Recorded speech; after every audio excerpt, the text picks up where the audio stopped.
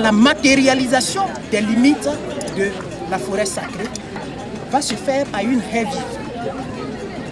La haie vive sera constituée d'une rangée de 3 rangs de tecs tout autour sur l'ensemble des 5 km de périmètre pour que la forêt soit suffisamment, les limites soient suffisamment connues de tous.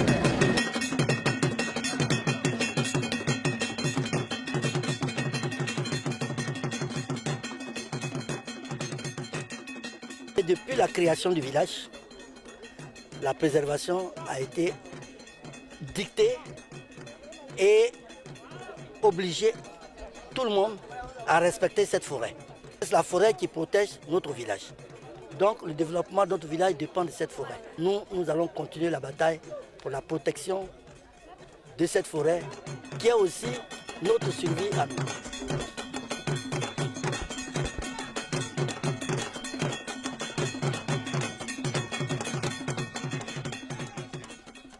Je pense que c'est un message, c'est un appel qu'on va leur lancer parce que j'avoue que les premiers acteurs immédiats, ce sont nos populations qui détruisent la forêt.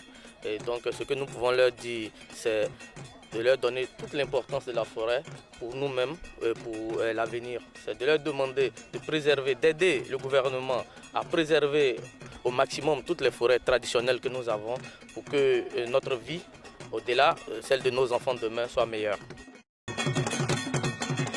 La chefferie traditionnelle, la royauté à qui nous avons présenté le projet, a bien compris l'importance de pouvoir, dans un premier temps, délimiter cette forêt sacrée par un planting d'arbres. C'est l'exercice pilote auquel nous sommes adonnés tout à l'heure, pour que nous puissions marquer les limites de cette forêt.